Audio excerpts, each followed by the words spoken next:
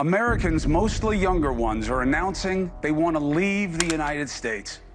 They call themselves Trump-UGs. Do we have a generation of like Rosie O'Donnells? People so pissed they want to be expats? How real is it? Well, this isn't something that the government actually tracks, at least not closely. The estimate is about like 9 million Americans at any time live abroad. Something unusual is happening in America right now, and hardly anyone is talking about it. More and more educated working professionals are leaving the United States. When you listen to their reasons, you realize this goes beyond politics or economics. It's a deeper change in what life in America means today. I don't know why no one's talking about this, but there is a mass exodus of U.S. citizens from the United States. Look, I'm a real estate agent in Costa Rica. I help foreigners move abroad, move to Costa Rica, and make a life here. I've been getting a ton of stories from clients who are absolutely spent. I'm working with a psychiatrist who helps teenagers. And when I asked her why she wants to move to Costa Rica, she said, it's because I have lost all hope. My patients have lost hope. And what's worse is I have lost hope too. And how can I possibly be of service to someone else if I don't believe it's not going to get any better? So what she is doing is saving herself, packing up her bags, and moving abroad. This is where we are. This real estate agent in Costa Rica sees it every day. Americans leaving their country because they feel desperate. What stands out most is her story about a psychiatrist who said, "I have lost all hope. My patients have lost hope, and what's worse is I have lost hope too." Imagine that. A mental health professional whose job is to help people find hope has given up on America. Let's hear from someone who actually made the leap. I left America 6 months ago and my life is infinitely better. Let's talk about it. First things first, I've talked about this in other videos, but it cost me around $1,000 to leave the States, which is significantly less money than I ever anticipated. And I think it's a really important thing for everyone to be talking about, that it actually costs a lot less than you might think to leave the US. Since moving abroad, these are the things that have improved in my life. First and foremost, my physical health is infinitely better. Why? The food is better. The air quality is better. I'm happier. I'm less stressed out. Medicine and healthcare is way more affordable. Like, we're talking apples and oranges. People are nicer here because they are happier here. It is significantly easier to cultivate community in a place where people are trusting and loving and empathetic and kind. And I cannot stress this enough. My central nervous system is relaxed and calm for the first time in my life. For just $1,000, this person changed their life. They found better health, cleaner air, affordable health care, and maybe most importantly, a sense of calm for the first time. This isn't just about moving to a new country. It's about getting away from a system that is making people sick. Speaking of healthcare, let's talk about how broken the American system has become. I couldn't be any more disappointed in the healthcare system in this country. It's reached a new low. Now, at the beginning of checkups, when they ask you, do you drink any alcohol? How many drinks a week do you have? That costs money now. That is considered an alcohol screening. And like everything else in this country, it costs an absurd amount of money. I was charged $50 for these 2 questions. $25 a pop. That's pretty good money. There was no warning that I was being given a test that was going to cost me money. It was just kind of casual conversation, the type of thing that you do before every appointment ever. My insurance didn't cover this appointment, so I was paying in cash out of pocket. Maybe that's why I'm seeing it for the first time. Maybe it's always been this way. Have we really reached this level of greed? Have we really reached this level of nickel and diming?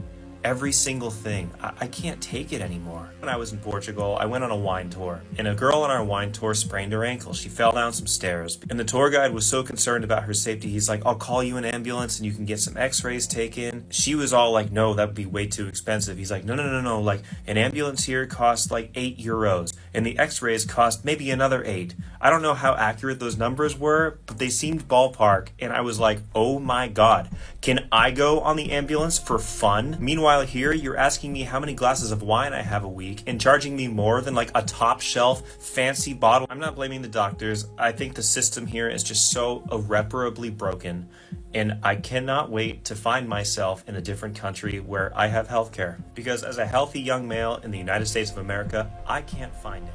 $50 for 2 simple questions about alcohol use. In Portugal, an ambulance and x-rays together cost about 16 euros. If you can't afford to get hurt in your own country, something is deeply wrong. This person's reaction, "Can I go on the ambulance for fun?" really shows how absurd American healthcare costs have become. But it gets worse. I just watched a video about how this woman refinanced her home and how basically she is going to owe way more money than she already owed. Even though her payments are getting lowered, she's still going to owe more money, and talking about how it's such a scam. Yeah, pretty much everything in America is a scam. So health insurance, we pay $500 a month for health insurance, all right? But then you have a deductible. Some things apply to the deductible, some things don't. You have a copay every time that you go, but there's like a max allotted copay. So mine is $2,000 per person, but at like a family max, I think of $5,000 or something like that. Anyway, so I pay $25, when I go see a regular doctor, $50 if it's a specialist, $25 like for my therapy. But if I hit that $2,000 out of pocket, then they cover everything, all right? So you're telling me I pay $500 a month, and then I have a $2,000 out of pocket pay, and then you'll cover everything at 100% as long as it's covered. But that doesn't apply to prescription medication. That only applies to like doctor's visits and things like that. Don't get me wrong, I have pretty good insurance, and I'm very privileged to have insurance, especially in America, but that's insane. That's crazy. Everything is a scam in America, and the new American dream is to leave. $500 a month for insurance, a $2,000 deductible, and co-pays, and even then it doesn't cover everything. As she says, everything is a scam in America, and the new American dream is to leave. When people with so-called good insurance still can't afford health care, the system isn't just broken, it's predatory. But perhaps the most devastating reason people are leaving involves our children. I've said before that there are a lot of reasons we chose to move out of the country, but this reason in particular was by far the most devastating for me as a parent. So to set the stage, I have a 7-year-old who would have been going into 2nd grade this year in the US, and a 4-year-old who would have been going into pre-K.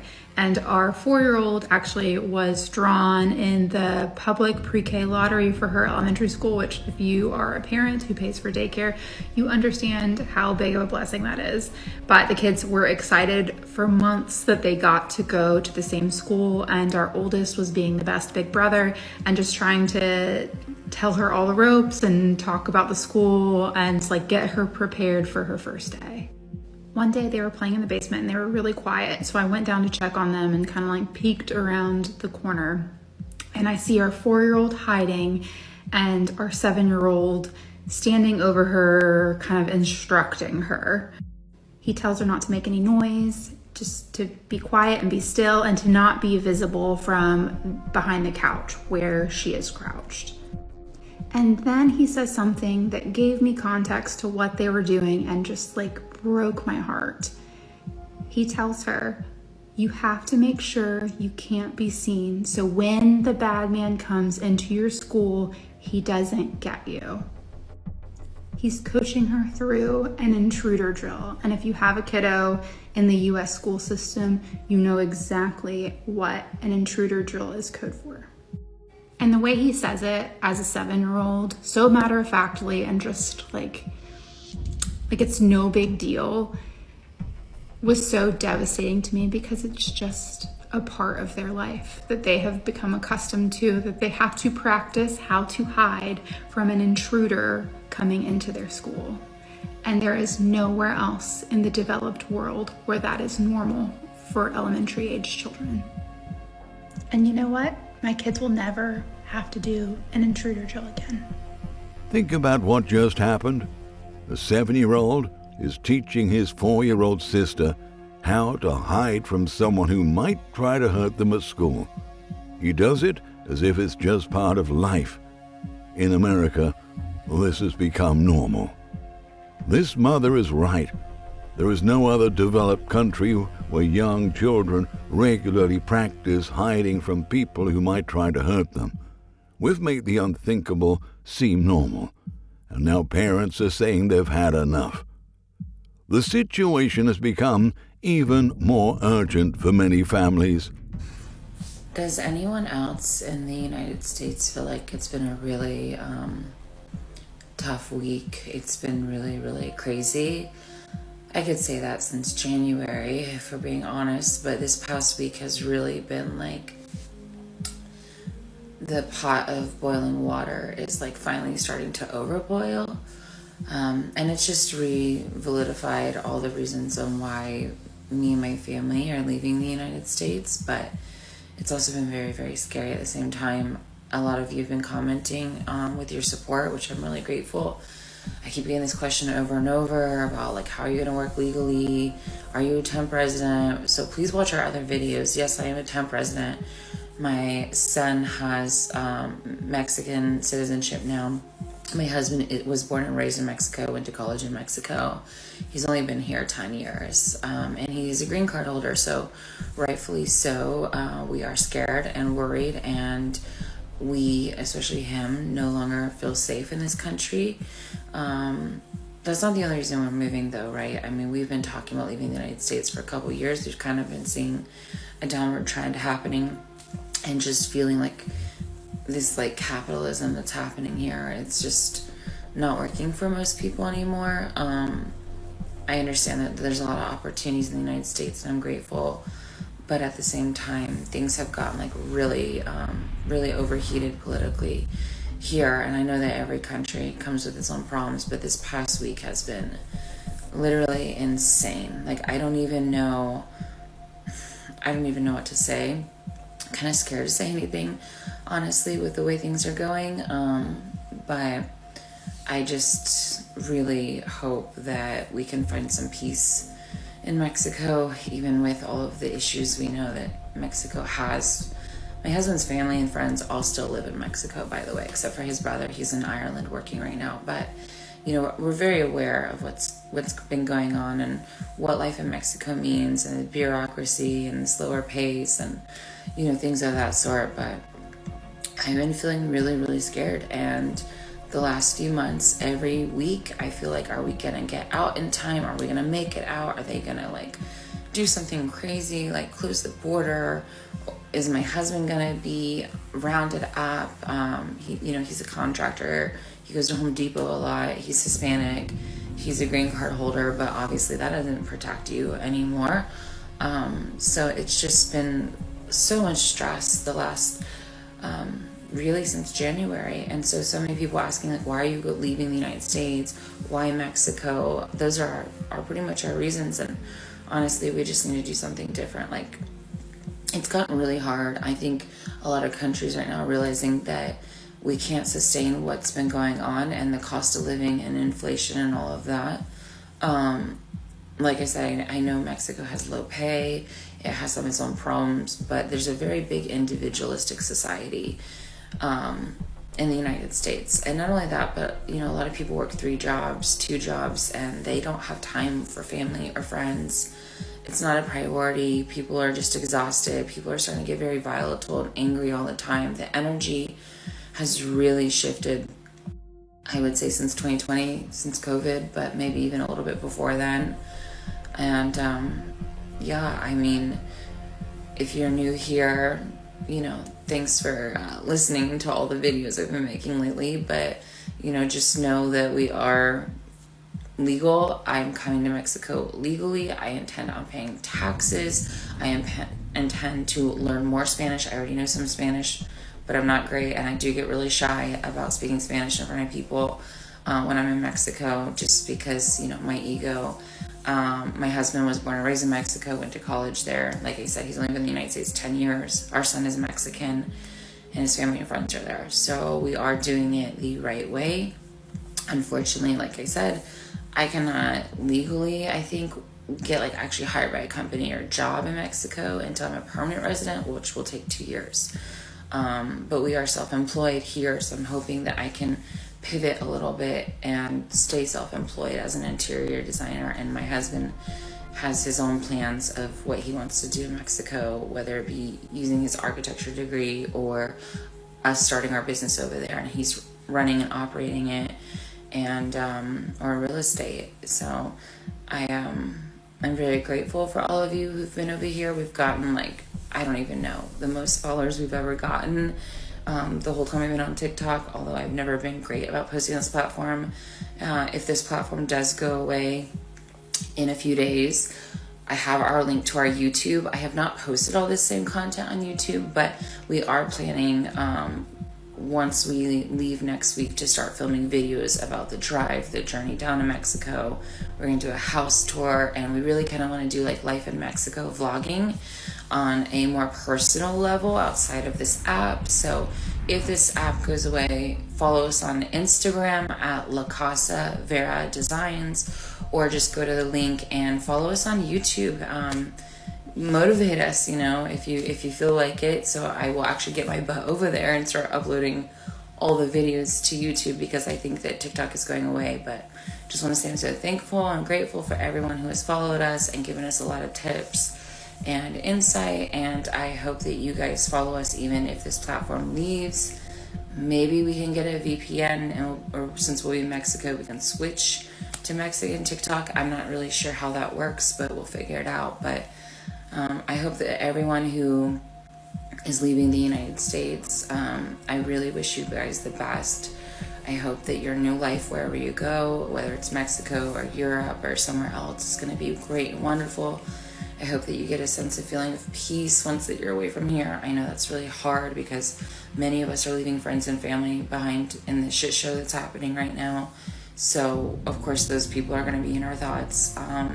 But I really hope that for us that are leaving, that there is some kind of peace to be found, and learning, and it's going to be a journey for a lot of us. So this is my first time living in another country.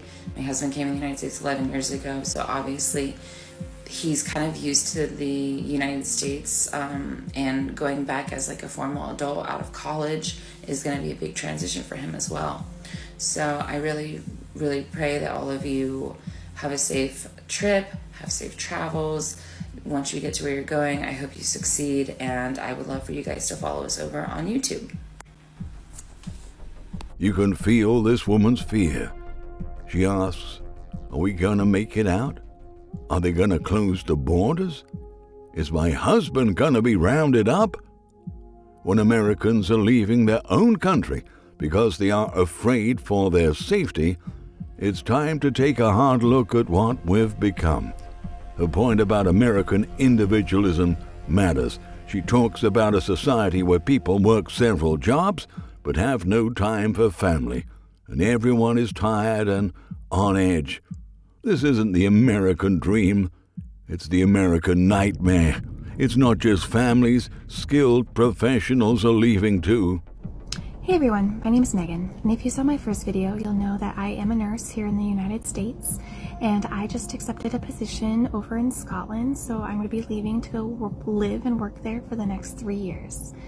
I get a lot of questions about this life choice, and before I make any videos talking about the process of becoming registered in the United Kingdom as a nurse, I thought I would address 2 questions that I get. One of them being, why are we leaving the country? And the second being, why Scotland? So I might make this 2 parts. In short, my husband always joke, why not? But in truth, we just feel that staying here in the United States is not conducive to a life that we want, especially raising a school-age child with special needs. When our son was diagnosed with autism, my husband and I, we made a promise to him that we would ensure he was granted the same opportunities as his peers. And just with how things are here in the United States, we feel that he's at risk. Now, I'm not naive to the fact that nowhere's perfect and every country has its problems, but it's hard staying here in a place that we don't recognize. I hate worrying about my family and my neighbors. It's apparent that politics and violence and division has really changed this country for the worst, and we're just in search of somewhere else. So I'm really thankful to be a nurse and work in a profession that is in demand not only here but also overseas. And I'm just posting these videos, I guess, to, I don't know, show people that you're not stuck here and that you can make changes to better your life. And yeah, I just hope you enjoy my journey and follow along. Stay tuned for part 2. This nurse is moving to Scotland with her special needs child because she believes he will have better opportunities there than in America. Think about that. A healthcare professional, someone we truly need, is leaving because she no longer recognizes her own country. She says that politics, violence, and division have changed America for the worse. If the people who care for us don't feel safe raising their children here, what does that say about our future? And then there's the economic devastation that's being hidden from public view. So I'm really sorry to be delivering more bad news. I really am.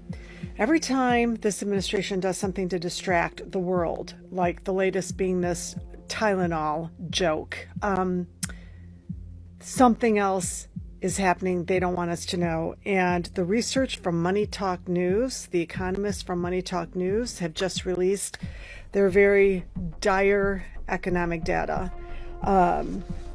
So Doge laid off 287,000 people. Okay? American companies have already in 2025 announced 744,308 job layoffs. Okay? Just in the first half of 2025, these are the highest layoffs since the pandemic. Major sectors hit include retail, technology, media, and nonprofits. Overall, there's been a 220% jump in layoffs compared to this time last year. While the unemployment rate is at 4.2%, considered low, the number underneath that is disturbing, because 34%, a record-breaking 34% of those employed today are considered functionally unemployed, meaning they are working for poverty wages and SHIP benefits. Highest number in the history of the United States. So that unemployment number that the administration is boasting about, low employment numbers, don't let them gaslight you. And more bad news. They are expecting 480,000 more Americans to lose their jobs by the end of this year. And folks, there's only like 3.5 more months left. Tariffs are estimated to cost the average family, now that they're all really kicking in, a net income loss of $2,300 by the end of this year, as tariffs hit their highest since 1935.